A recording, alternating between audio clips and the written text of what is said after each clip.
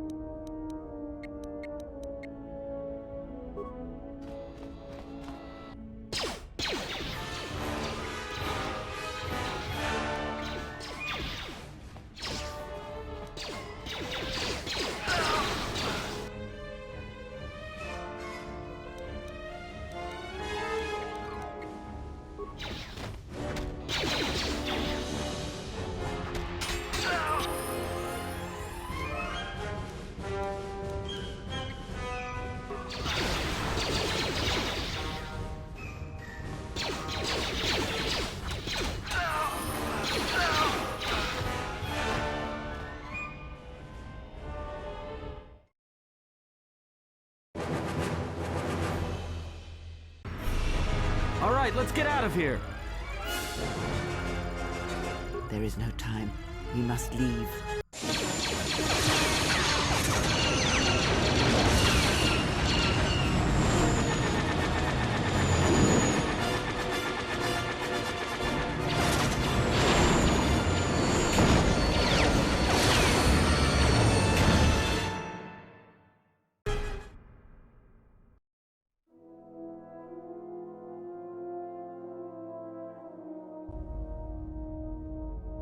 If they hit us, we're dead. But if they keep missing us, we're dead. That's great odds.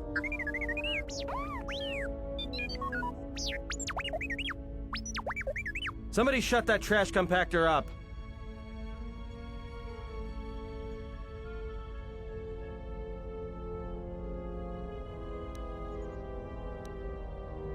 I'm doing all I can, and that's not enough. What'd you do to make these guys so mad? Well, either they hit us and destroy us, or they hit an asteroid and make the whole field go nova.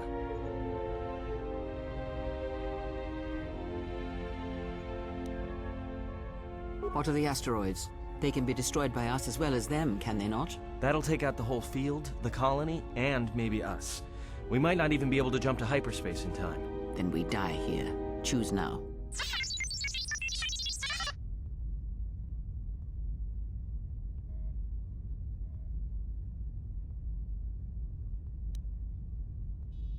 Hold on. This is gonna get a little rocky.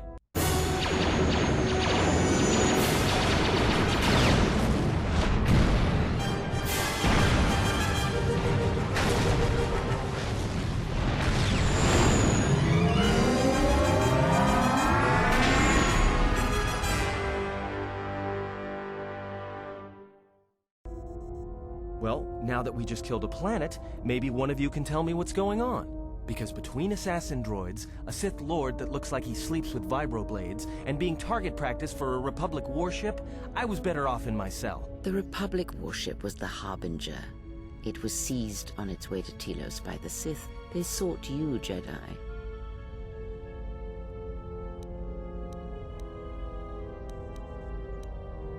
Because you are the last of the Jedi. Once you are dead, then they have won. Exile or not, the Sith believe you to be a Jedi Knight, and that is all that matters.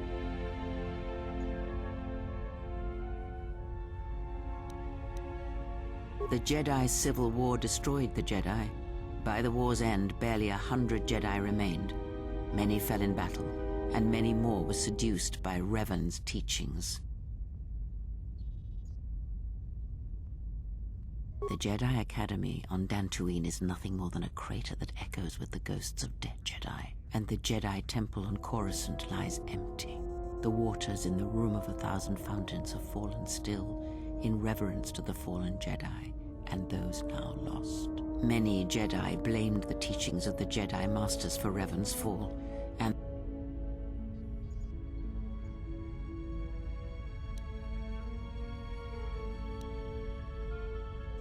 perhaps, but they are Jedi no longer.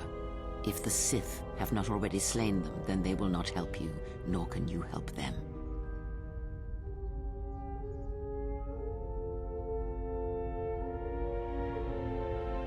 Yes, to aid in the recovery effort there. Many roads lead to Telos, including ours. Not like we have much of a choice, the Paragus astrogation charts being what they are. It is where we must go, and where the Harbinger was bound before our unfortunate encounter on Paragus.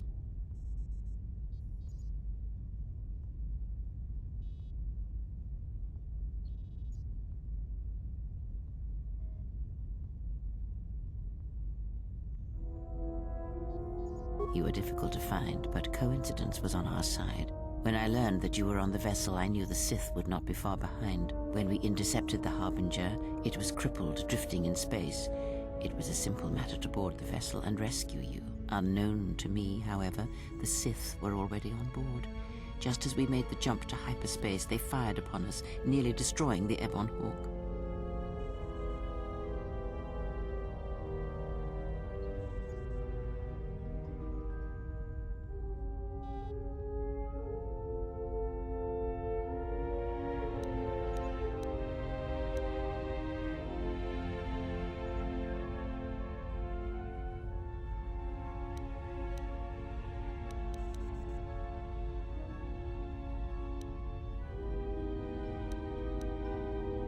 True. But as one trained in the Force, you know that true coincidences are rare.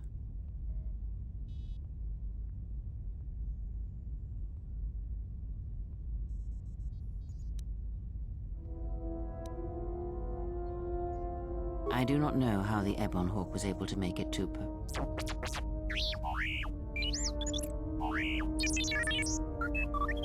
Be silent. We're having a conversation here.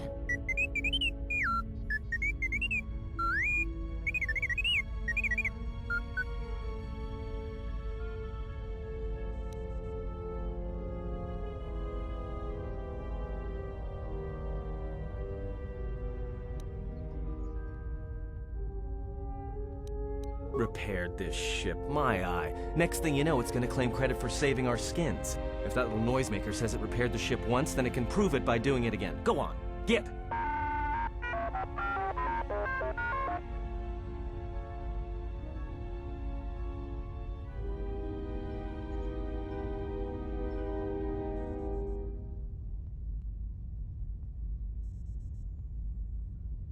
Whatever occurred on board the Harbinger had rendered you unconscious.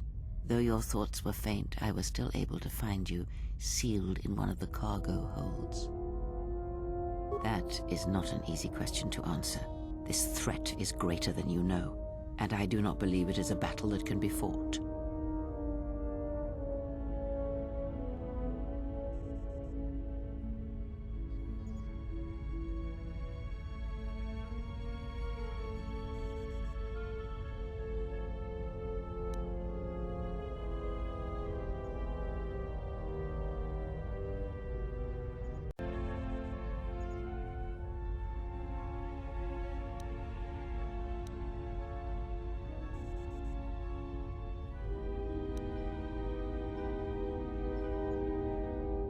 Look, enough with the we already. We cannot hope to triumph against them alone.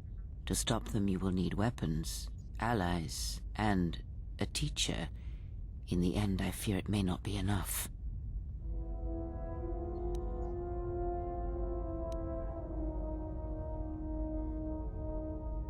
You fought in the Mandalorian Wars, and it cost you everything. Are you willing to sacrifice as much again?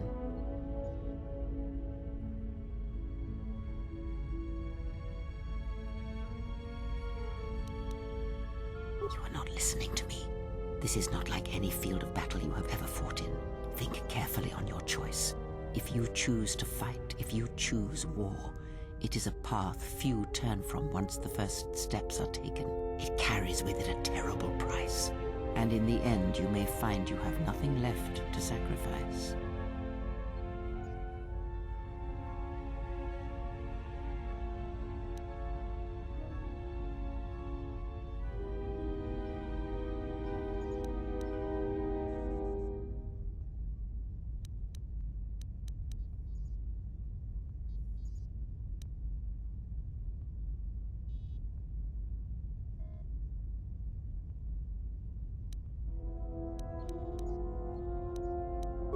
Your fool's words echo of a Jedi.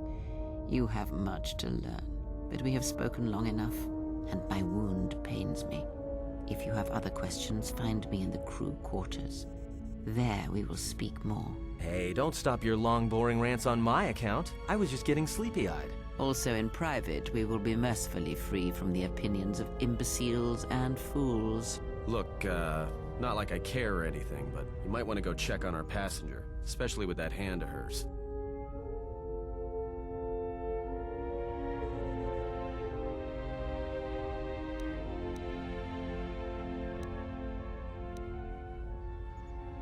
I think she was barely keeping it together. I'm surprised she's able to stand with all that pain rolling off of her.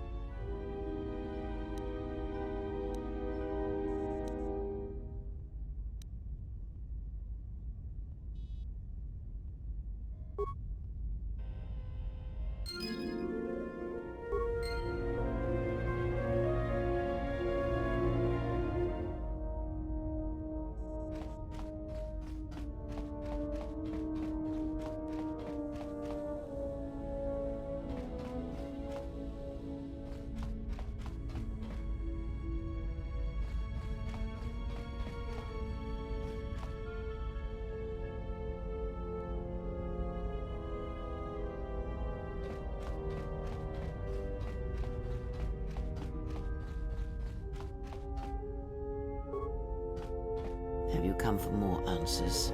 There is little more left to give.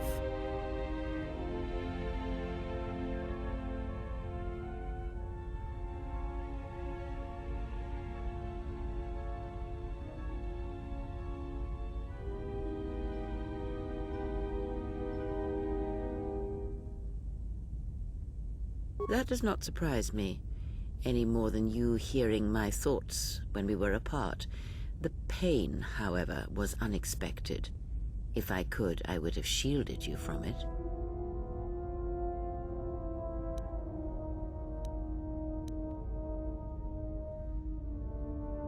I do not know. I fear that the consequences would have been more extreme.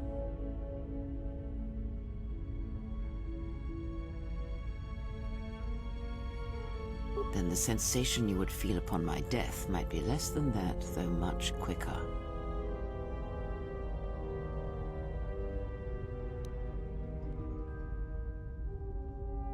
Possibly, yes, and I fear it works both ways. I would not wish to test it, nor should you.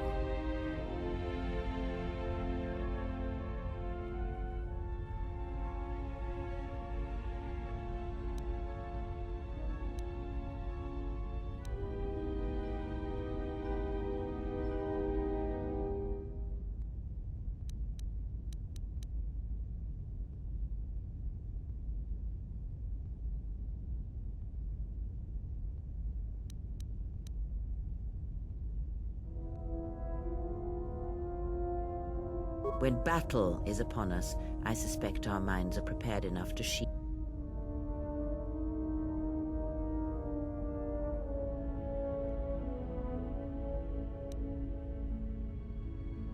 It seems the Force flows easily between us. When one of us manipulates the Force to heal or strengthen ourselves, the other is aided as well. A powerful technique indeed, though, as we have noticed, it has its drawbacks.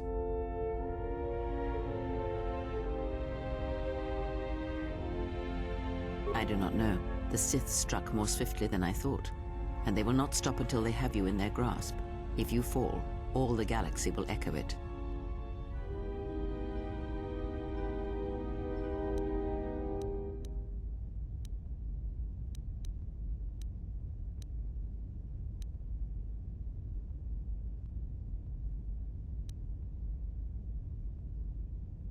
It does not matter where we go. It is not the destination that matters.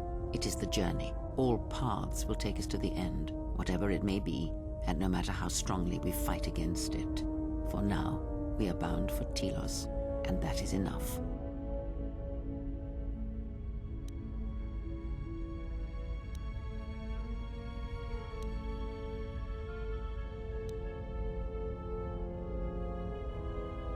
Ask, and I will answer.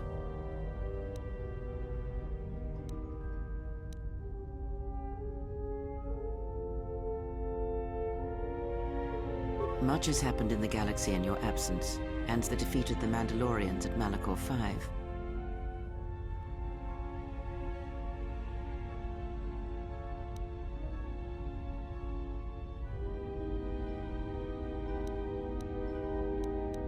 As you know, Revan and Malak went to war against the Mandalorians, and you followed under Revan's banner. As Revan and Malak fought the Mandalorians in battle after battle, they grew to despise weakness, just as the Mandalorians did. In the end, the Mandalorians had taught them through conflict, shaped the Jedi, and turned them into a weapon against the Republic.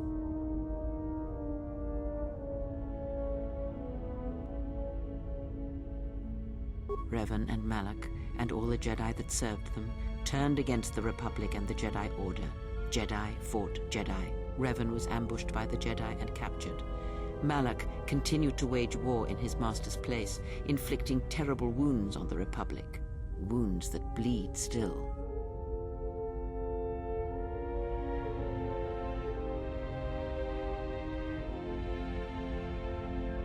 As all Sith do without a strong enemy, the Sith turned on each other. Revan escaped the Jedi and returned to finish Malak, and that was the end of the Jedi Civil War. No one knows, certainly not I. After defeating Malak, Revan left the Republic, and there are none who know where she has gone. It is said that the Sith remnants turned on themselves after Revan defeated Malak, reducing Korriban to ruin as the Republic still bleeds and struggles for life. Where Revan wanders now, I do not know.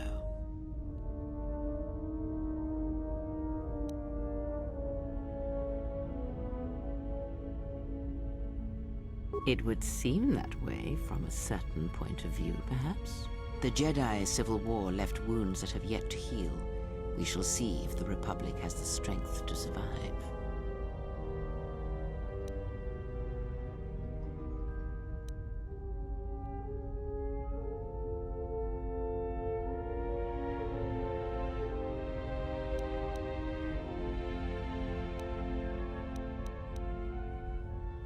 A culture's teachings, and most importantly the nature of its people, achieve definition in conflict.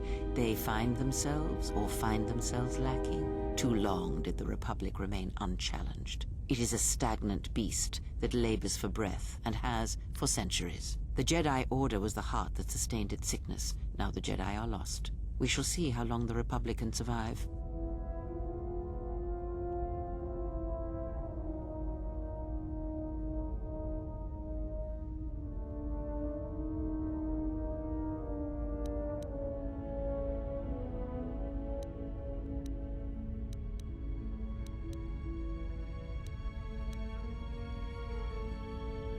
The Republic's was not. Fleets of warships, soldiers, and people were lost.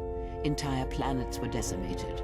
Their inhabitants dead or refugees. It is a great burden for any civilization to bear. And this new threat, it is a quiet thing. Unlike the Jedi Civil War, it drives at something deeper than the strength of the Republic. It is aimed at you.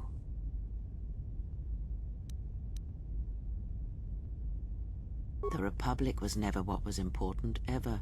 It was but a shell that surrounds the Jedi, just as the teachings of the Jedi are a shell surrounding the heart of man.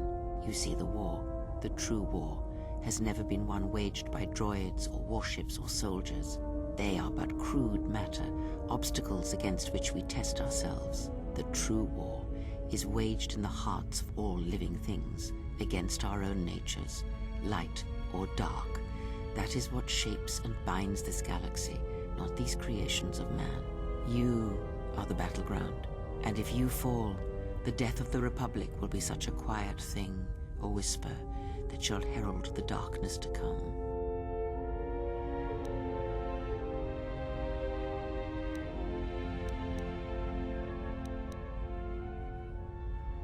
I would see to that fool in the cockpit.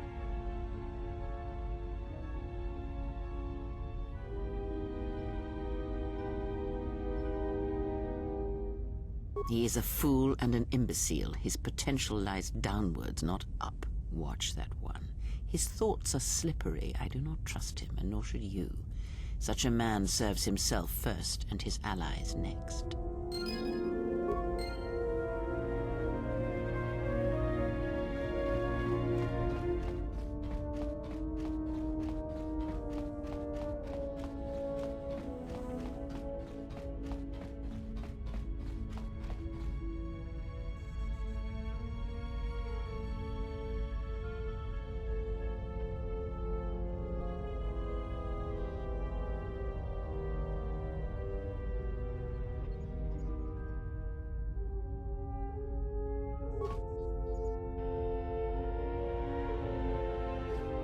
How's our passenger? She's still aging?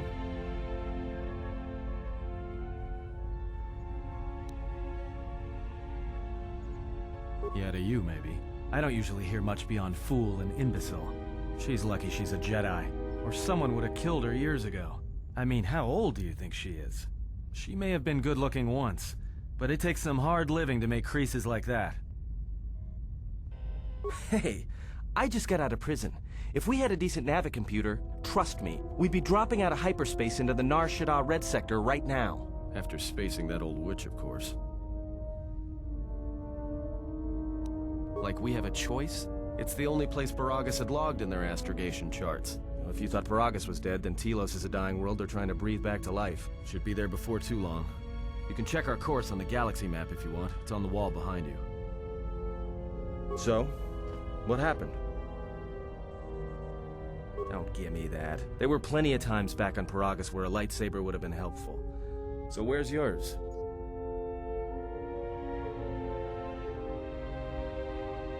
Oh yeah? I thought a Jedi was supposed to be married to their lightsaber. Guess I heard wrong. Were you a single hilt or one of those double-bladed Jedi?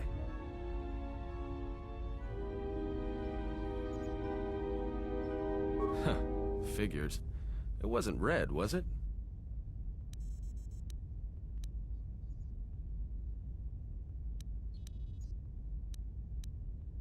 Yeah? Unique how?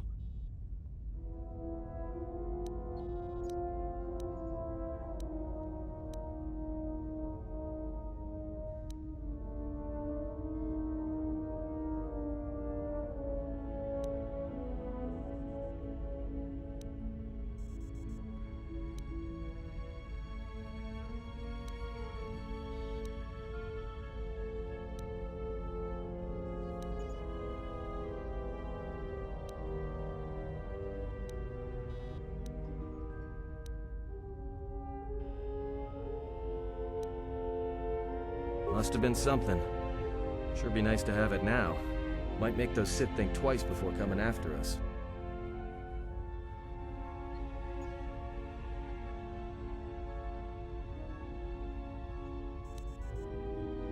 Alright, forget I said anything. Like I said before, you can check our course on the galaxy map if you want. It's on the wall behind you.